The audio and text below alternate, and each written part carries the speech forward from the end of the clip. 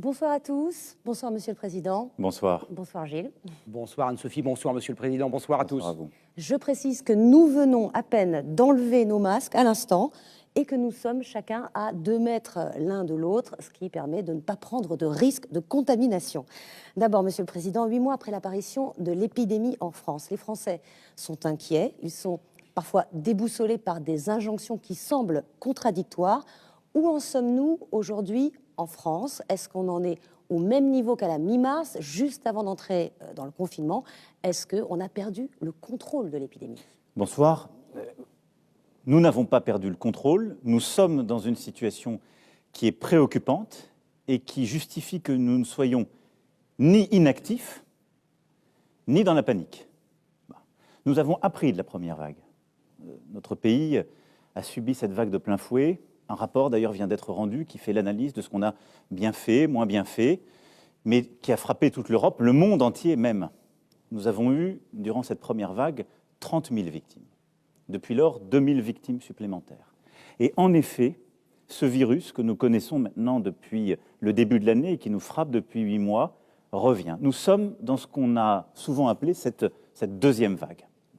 Et ça remonte partout en Europe. Au moment où nous nous parlons, l'Allemagne est en train de prendre aussi des mesures restrictives parce qu'elle a beaucoup de cas. Elle est 15 jours, 3 semaines derrière nous, mais dans une situation préoccupante.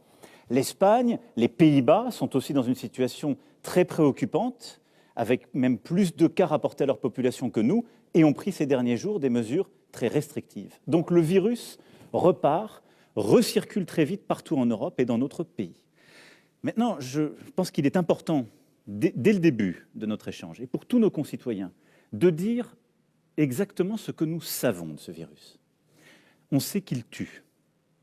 L'OMS le rappelait ce matin, 0,6% des gens qui sont touchés, 32 000 victimes en France. Il tue plutôt les gens qui sont plus âgés.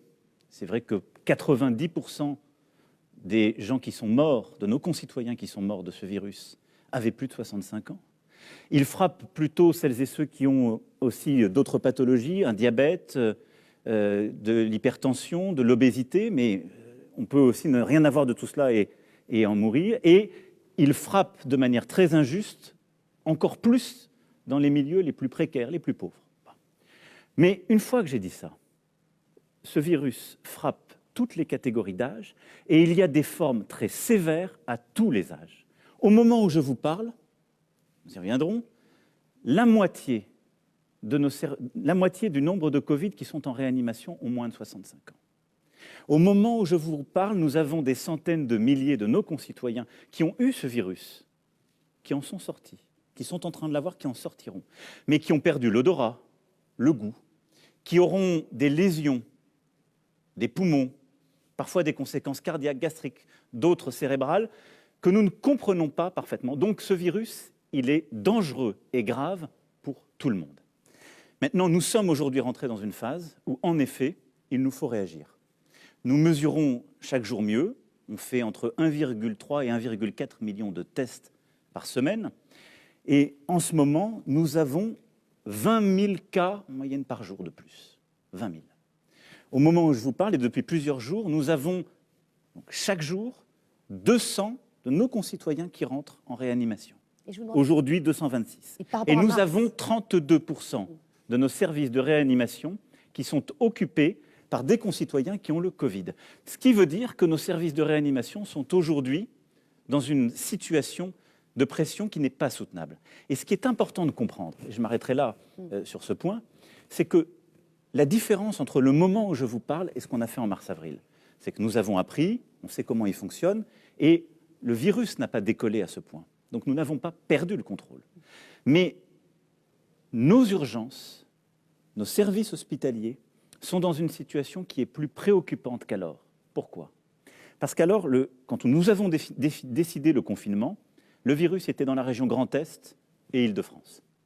Et comme on a tout fermé, il s'est très peu répandu. Et nous avons pu, vous vous en souvenez, répartir des centaines de patients. Et nous avons massivement déprogrammé, c'est-à-dire qu'on a arrêté de faire tout ce qui n'était pas indispensable pendant des semaines et des semaines. Donc on a libéré des places. Aujourd'hui, le virus est partout en France, donc il n'y a pas de réserve cachée de lits. Aujourd'hui, nos soignants sont très fatigués, à juste titre, parce qu'ils ont été au front pour la première vague. Ils ont ensuite dû reprogrammer tous les autres soins durant tout l'été, et il y a cette deuxième vague. Et donc, nous n'avons pas de lit en réserve, de lit caché. Et donc, c'est pour ça que nous devons prendre des mesures plus strictes pour justement reprendre pleinement le contrôle, pour reprendre votre formule. On reviendra dans un instant sur la situation des lits de réanimation. Les Français ont vécu de longues semaines de confinement, et face à cette vague qui semble inexorable et qui monte, vous aviez plusieurs options. Reconfiner tout le pays, reconfiner comme l'ont fait certains voisins européens une ville, une agglomération, ou instaurer un ou des couvre-feux. Il se dit depuis plusieurs jours que vous avez opté pour cette option-là, le couvre-feu. Est-ce que c'est le cas? Oui, mais je vais d'un mot vous expliquer d'abord pourquoi on agit tous et pourquoi on fait ça. On l'a dit, si on doit réagir, c'est qu'on doit freiner la diffusion du virus. D'abord pour protéger les autres, parfois nous-mêmes, ça dépend d'où on parle, mais les plus âgés, les plus vulnérables, les plus précaires. Premier objectif. Deuxièmement, on doit protéger notre système de santé, nos soignants. Et puis ensuite, je parle pour chacun de nos concitoyens qui nous écoutent ce soir, parce qu'on a entendu ces dernières semaines parfois certains dire « moi je ne suis pas concerné, non, ne m'enlevez pas ma liberté, si j'ai le droit d'être contaminé ». Ce n'est pas vrai, parce que nous sommes une nation de citoyens, on est tous liés les uns les autres. Et donc, même si je ne veux pas être altruiste, freiner le virus, c'est aussi protéger ma santé. Parce que si je ne le freine pas, demain, si j'ai autre chose, ma mère, mon père, ma sœur a autre chose, il n'y aura plus de place pour le soigner. Je protège mon emploi en faisant ça. Donc ça, c'est notre objectif. Et cet objectif, de manière très concrète, c'est freiner le virus, c'est faire que ces 20 000 nouveaux cas par jour, on va devoir les ramener à 3 à 5 000 cas par jour, parce que là, on peut maîtriser. C'est que ces 200 entrées en réanimation, on doit aussi fortement les réduire, pour au fond revenir à un niveau de nombre de cas Covid en réanimation qui est de l'ordre de 10 à 15% d'honoraires au maximum, parce que là, c'est soutenable. Donc, vous avez très bien dit, face à ça, il serait disproportionné de reconfiner le pays. Notre objectif, ça doit être de réduire les contacts privés qui sont les contacts les plus dangereux. C'est-à-dire les moments, un peu de relâchement, on va se retrouver avec des gens qui ne sont pas dans notre cellule familiale et où on va, ce qui est souvent des moments de convivialité, il faut bien le dire, c'est ça qui est cruel dans la gestion de cette maladie, des moments où on risque de s'infecter parce qu'on va être trop proches les uns des autres pendant une certaine durée. Et donc oui, ce qu'on appelle le couvre-feu est une mesure qui est pertinente.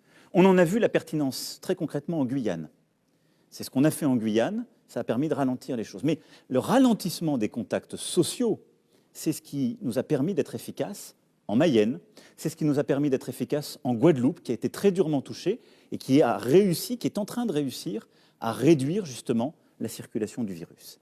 Et donc la décision que nous avons prise, c'est en effet un couvre-feu. Un couvre-feu qui va s'appliquer à la région Île-de-France, où le virus circule très activement, et à plusieurs métropoles, à 8 métropoles en plus de la région Île-de-France. Je les cite pour que ce soit clair pour tout le monde. Les métropoles, je dis bien, de Grenoble, Lille, Lyon, Aix-Marseille, Montpellier, Rouen, Saint-Étienne et Toulouse. L'ensemble des élus de ces métropoles ont été appelés, les préfets mobilisés pour organiser les choses. Ce couvre-feu, il se fera entre 21h et 6h du matin, et il commencera à partir de ce samedi 0h. Et il durera combien de temps? Écoutez, il durera, le gouvernement est en mesure de le décider pour 4 semaines. Nous irons devant le Parlement pour pouvoir essayer de le prolonger jusqu'au 1er décembre. L'analyse que nous faisons, c'est que si dans les 6 prochaines semaines, nous arrivons dans ces zones de circulation active à avoir les mesures qui ont été annoncées ces dernières semaines, parce que toutes ces métropoles ont été, pour certaines, à l'exception de Rouen, qui a eu une accélération ces derniers jours, ont déjà vu leurs bars être fermés et d'autres lieux déjà subir des contraintes. Si pendant 6 semaines, nous tenons ce couvre-feu, on est collectivement responsable justement d'un engagement collectif de réduction de ces contacts, à ce moment-là, nous pensons que nous pourrons progressivement réouvrir. Je suis très prudent parce que l'expérience nous enseigne qu'on ne maîtrise pas tout, qu'on ne sait pas tout dire.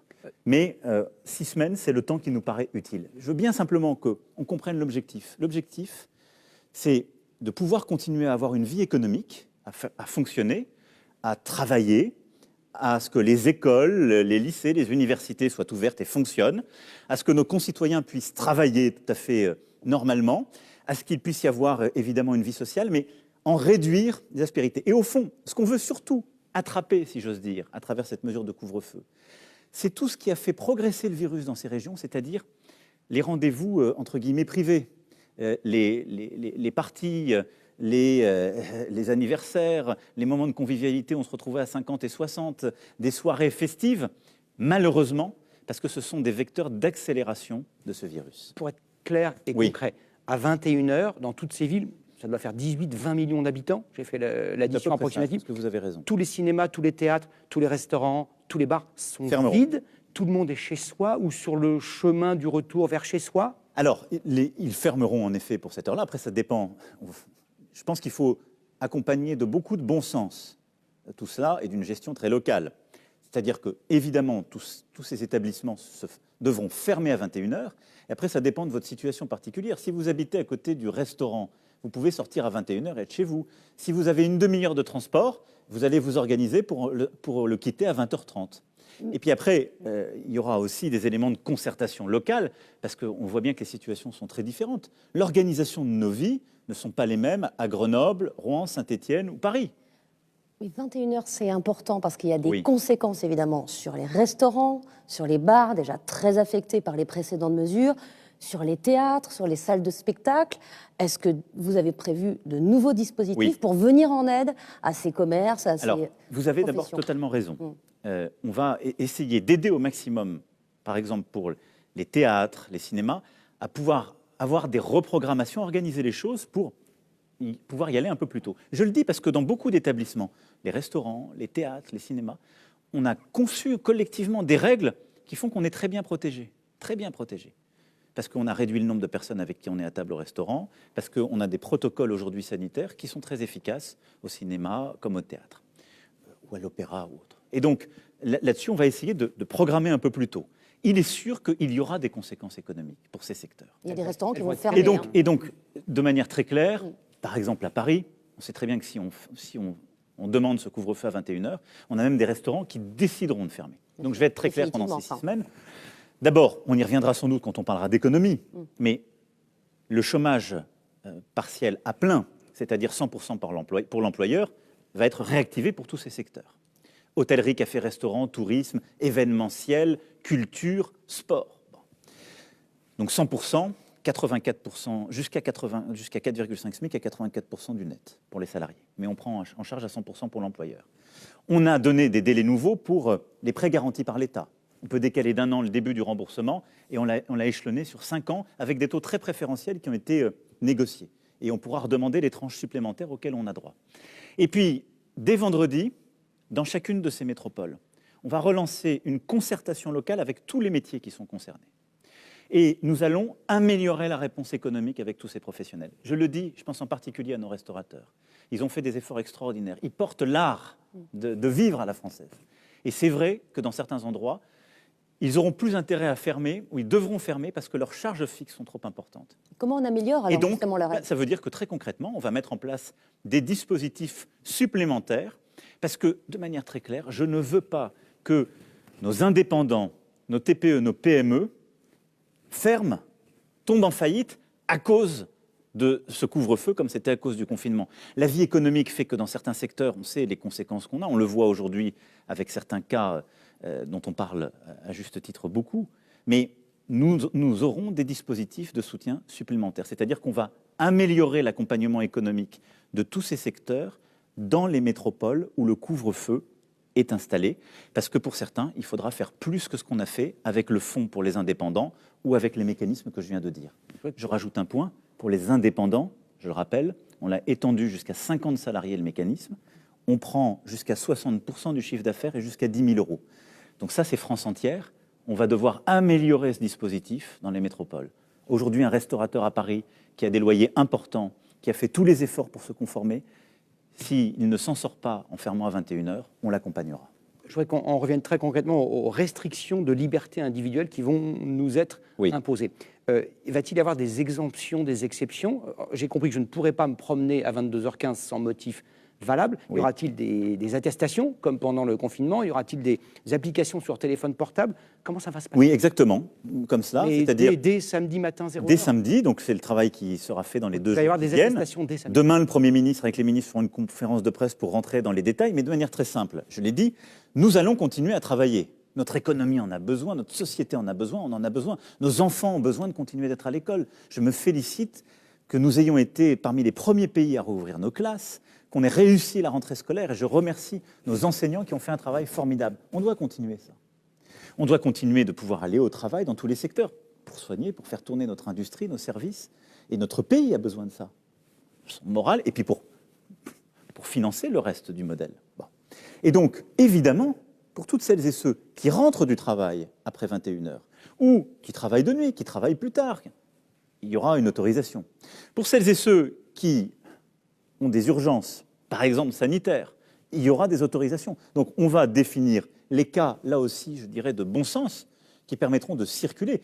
Il n'y aura pas une interdiction de circuler entre 21h et 6h du matin. Il y aura une stricte limitation aux bonnes raisons. Mais ça veut dire, par contre, qu'on n'ira plus au restaurant, on ne sortira plus du restaurant après 21h, qu'on n'ira plus chez des amis, qu'on n'ira plus faire la fête, parce qu'on sait que c'est là qu'on se contamine plus facilement et qu'il faut réduire. Et qui fera respecter ce couvre-feu? Est-ce qu'il y aura la police? Est-ce qu'il y aura des militaires? Qu'est-ce qu'on peut imaginer? D'abord, je pense Y aura-t-il des contraventions? Oui, il y aura des contrôles, et je remercie nos forces de l'ordre de le faire depuis le début. Et il y aura des amendes, comme il y en a déjà pour justement beaucoup d'infractions prévues. Combien, d'ailleurs? Donc ce sera une amende de 135 €, qui est celle qui prévaut pour aujourd'hui les masques ou les restrictions, déjà quand il y en a qui sont observées, je le rappelle. Et je rappelle aussi qu'en cas de récidive, c'est 1 500 €. Parce qu'il ne faut jamais l'oublier, ça doit être dissuasif. Et on va mobiliser tous nos policiers. Et donc dans on les va rues. mobiliser de manière proportionnée, et ça aussi ce sera fait localement, pour le faire. Mais ce que j'espère aussi, ce que j'attends de chacun d'entre nous, c'est que, comme on l'a fait au moment du confinement, chacun soit conscient des risques et de l'enjeu. Vous savez, au moment du confinement, nous avons été l'une des nations qui a le mieux respecté cette décision. Elle était très difficile. Les Français ont été exemplaires, parce qu'ils ont compris que c'était pour protéger les plus fragiles et pour protéger nos soignants. Et nous l'avons respecté beaucoup mieux que dans d'autres pays. Les chiffres le montrent, le rapport d'évaluation que j'évoquais le dit très clairement. Et donc, moi, ce que j'attends de chacune et chacun d'entre nous, c'est que dans les zones où c'est décidé, on le fait à bon droit, parce qu'il y a des chiffres qui sont transparents, qu'on partage et qui sont là. On en a besoin. Et si on ne veut pas devoir prendre dans 15 jours, 3 semaines, 1 mois, des mesures plus dures, il faut le faire et le respecter. Et donc, moi, je crois encore plus à la responsabilité de chaque citoyen, mais bien évidemment, il y aura des contrôles. Et pourtant, le rapport que vous évoquez, il parle aussi d'infantilisation. Il vous reproche une certaine infantilisation. C'est pour ça que Et est-ce que le couvre-feu, c'est pas aussi ça? Nous essayons collectivement de nous améliorer. Je pense que nous devons tous, et je pense qu'on y reviendra pour la France entière, et c'est ce qu'on essaie de faire ces dernières semaines, nous sommes tous en quelque sorte les acteurs de cette bataille contre le virus et de notre réussite. Il y a certains endroits, si on veut aller beaucoup plus vite, être plus radicaux, on a besoin de règles communes. Et ça, c'est mettre des règles, c'est pas infantiliser, c'est juste de dire à des citoyennes et des citoyens responsables, voilà, on met des règles parce qu'on a besoin collectivement de s'y fixer, parce que sinon, on n'agira pas assez fortement. Et je le redis, tous nos voisins le font. Et des voisins qui sont... Aujourd'hui, en Allemagne, il doit y avoir 6 ou 7 000 cas par jour. On est à 20 000. L'Allemagne prend des mesures de ce type aujourd'hui. Elle est plus prudente et elle a moins de morts aussi. Mais donc, ça veut dire... Et on ne parle pas d'infantilisation. Donc, je ne pense pas que nous prenions des mesures qui sont disproportionnées. Je pense qu'on prend des mesures qui sont proportionnées au regard du risque qu'on voit. Après, le rapport d'évaluation montre aussi que, quand on se compare, la France, en mortalité, a bien tenu les choses. Parce que si on regarde sur 2-3 ans, les comparaisons qu'on a parfois faites entre la France et l'Allemagne ne sont pas si vraies qu'on le croit. Encore une question très pratique. Il y aura dans ces villes, dans ces agglomérations sous couvre-feu, autant de transports en commun? Je pourrais prendre un train de Lille à Paris qui arrive à Paris à 22h15. Il y aura autant de taxis, autant de VTC? Alors, il y aura... Vous allez mettre un peu l'offre de transport en commun, elle sera évidemment mobilisée, comme d'ailleurs nous l'avions fait aussi, même s'il y avait eu un petit peu de réduction pendant le confinement, mais elle continuera d'être mobilisée. Il n'y aura pas de restriction des transports. Premier point. C'est important parce qu'il y a des gens qui continueront à travailler la nuit ou en soirée ou le matin tôt, et parce qu'il doit y avoir des déplacements pour des bonnes raisons. Ensuite, nous n'avons pas décidé de réduire les déplacements entre les régions. Là aussi, c'est un choix, parce que je pense que, comme vous l'avez dit, c'est le choix de ne pas infantiliser, mais de responsabiliser. Et donc, ça veut dire qu'on n'empêche pas les gens de passer d'une région à l'autre, ou, d'ailleurs concrètement, de partir en vacances. Mais on va leur demander de respecter des règles de citoyenneté pendant les semaines et les mois qui viennent. Ça, certains vont avoir du mal à le comprendre, parce que ces vacances de la Toussaint, c'est le moment des rassemblements familiaux, où les plus jeunes vont retrouver sans doute des grands-parents. Est-ce qu'il n'y a pas un danger, justement, à permettre ces vacances, à inciter même à prendre ces vacances de la Toussaint? C'est ce qu'a fait le secrétaire d'État au tourisme, alors qu'on est en pleine crise, alors que certains enfants viendront aussi de régions, de métropoles, où effectivement l'épidémie est à un très haut niveau. On sait que quand on est dans des espaces qui sont ouverts, on peut prendre l'air. On sait que quand on est justement dans des lieux où on peut sortir, on lutte plus efficacement contre le virus. Donc, demander aux gens de rester chez eux dans un appartement et de ne pas aller dans un lieu de vacances, honnêtement, ce serait disproportionné et parfois contre-intuitif. Donc en fait, on va soulager un peu les métropoles en permettant aussi pour partie. Et d'ailleurs, regardez, c'est un peu ce qu'on avait vécu au début du confinement. Est-ce que, pour autant, on a eu du virus qui s'est mis partout? Non.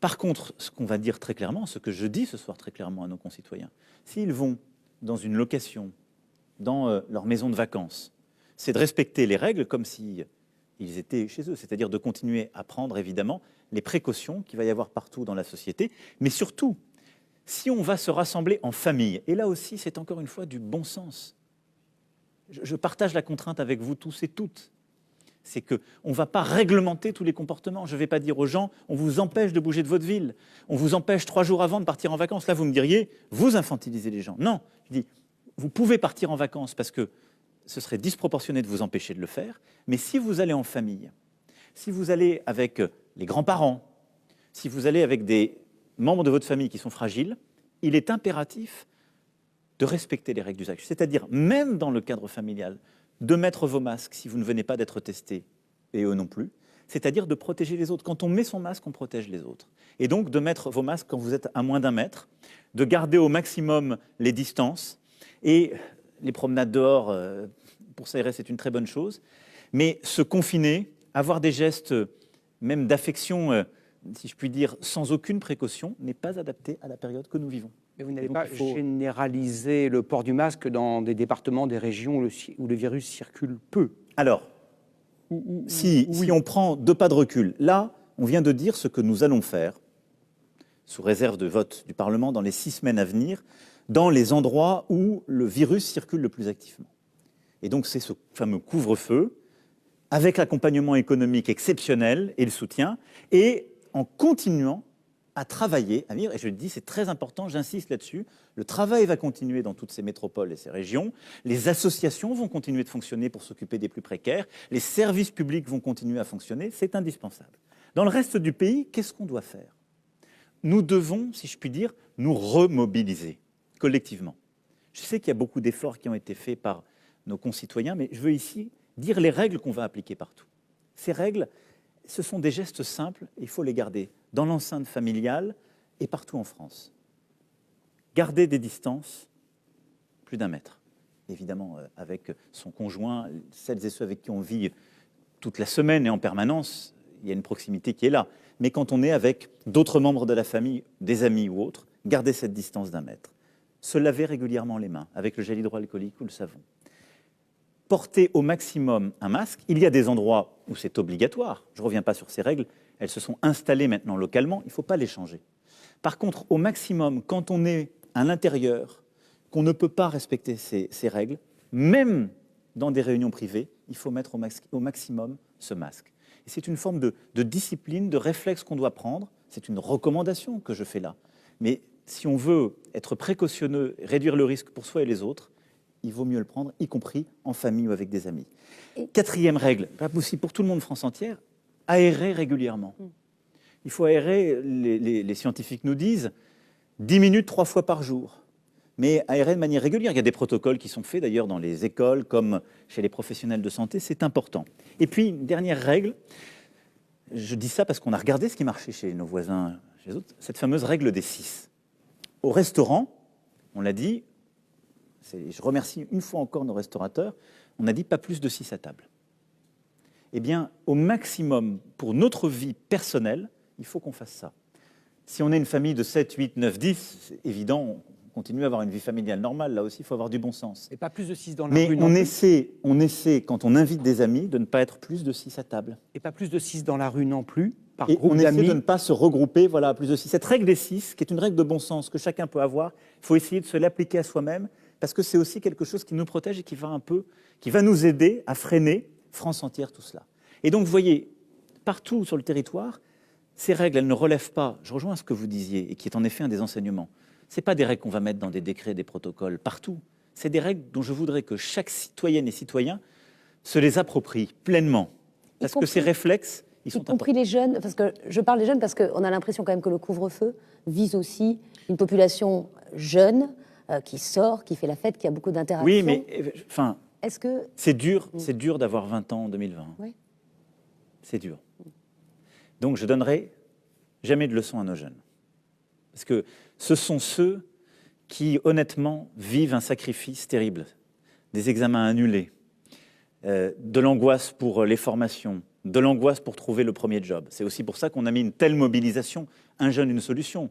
Je rappelle que nous avons créé des nouvelles formations, on a justement réouvert des places pour que des jeunes puissent rester, refaire des formations en faculté, comme en CFA, comme dans des écoles post-bac.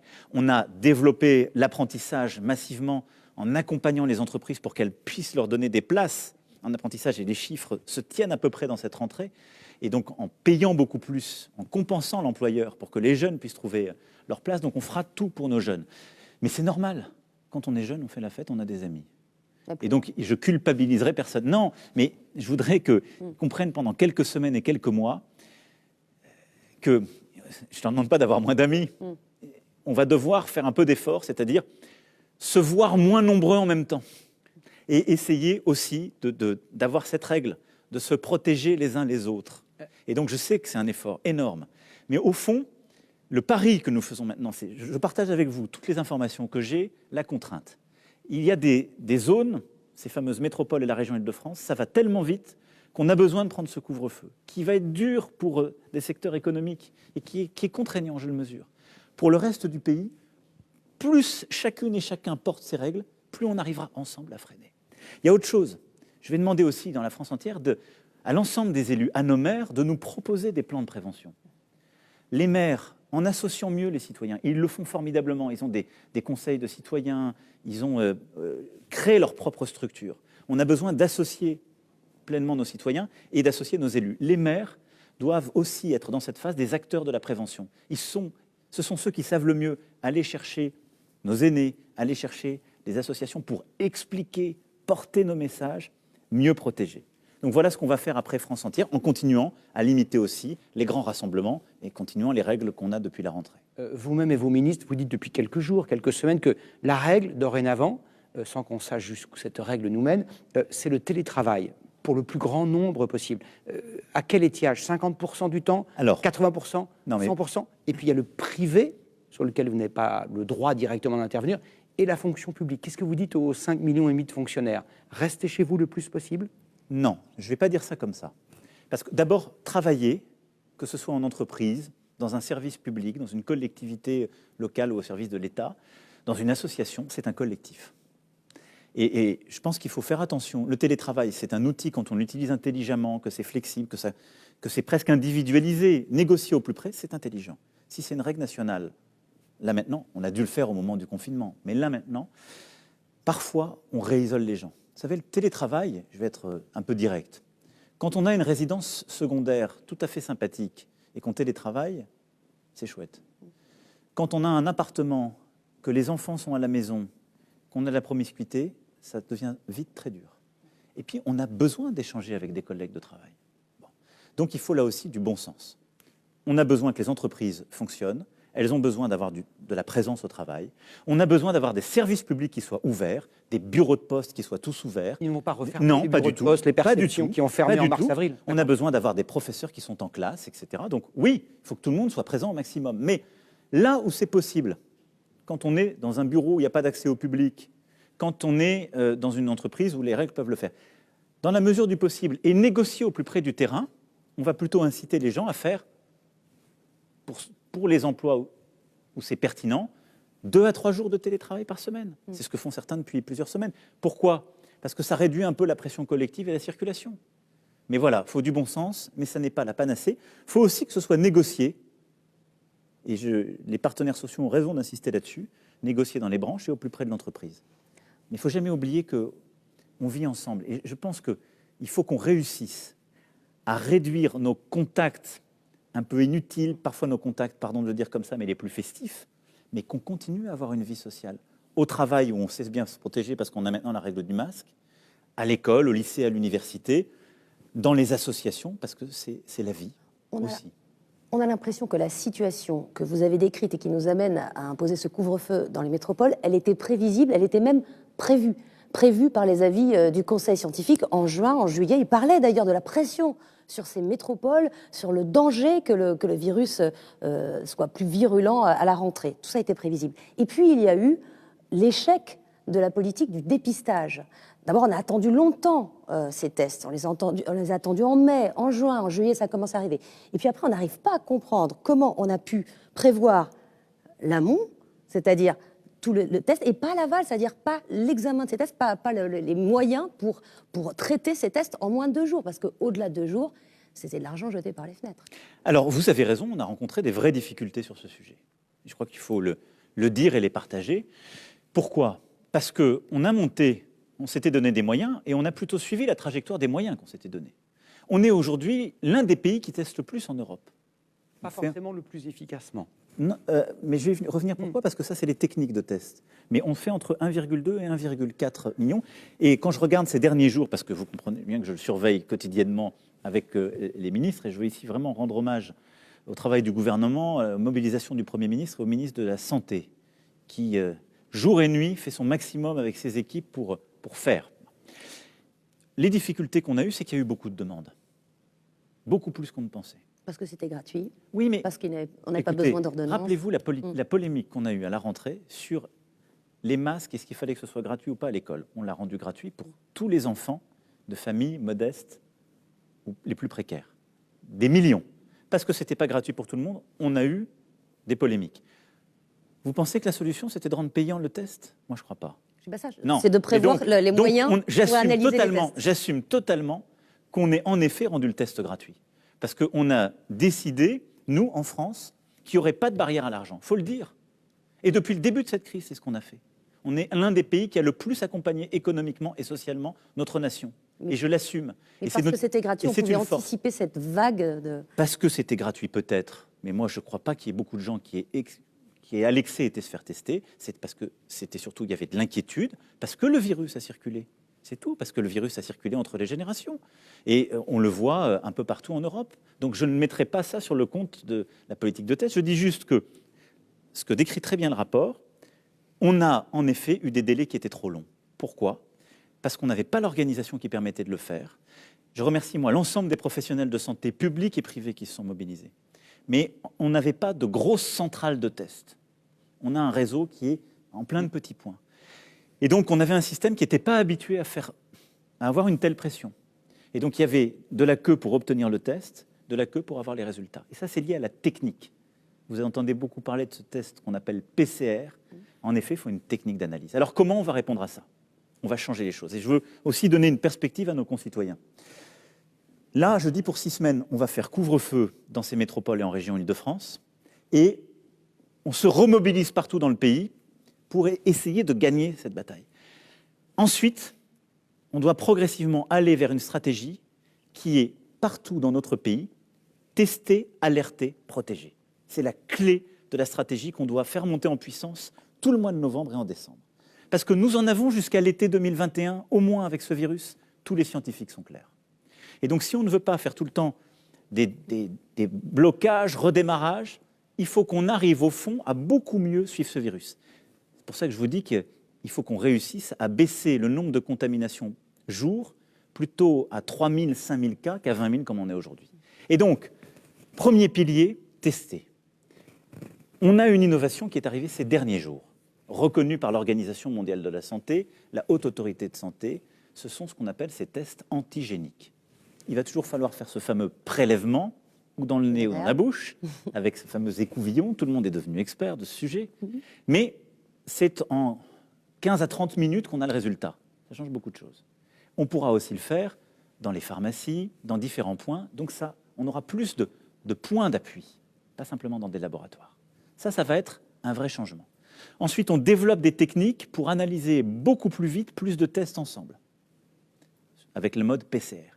Et puis, on continue à innover, pas qu'en France, partout dans le monde, pour aller vers des autotests où, sur la base de votre salive, parfois de votre sang, vous pourrez vous autotester. On est habitué à le faire avec les tests de grossesse ou d'autres tests. Et donc, nous allons rentrer dans une stratégie qu'on va déployer là pendant les prochaines semaines, où on va pouvoir réduire encore drastiquement les délais.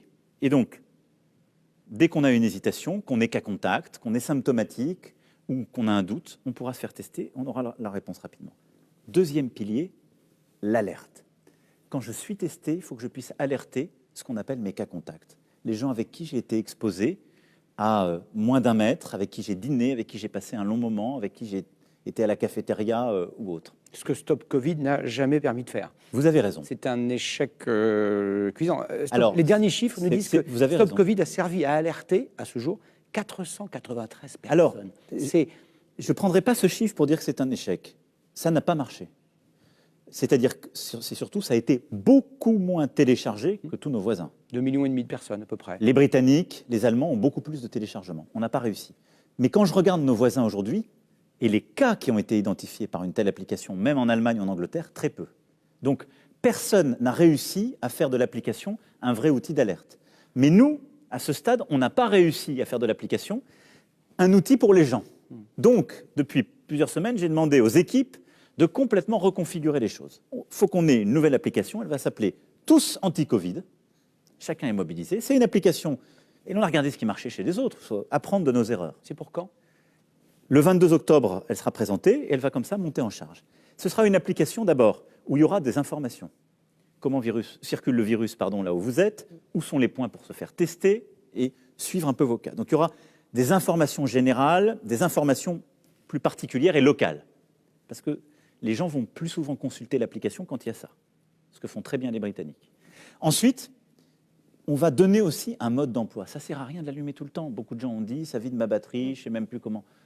Je ne suis pas sur Bluetooth, ça ne marche pas, etc. On va donner un mode d'emploi très clair et on va dire aux gens, quand vous allez au restaurant, quand vous allez, dès qu'on pourra les réouvrir dans les zones concernées, au bar, quand vous allez chez des amis, au fond, à chaque fois que je suis dans un moment où je suis exposé à d'autres gens qui ne vont pas avoir de masque, où il y a un élément de risque, on allume justement le Tous Anti-Covid.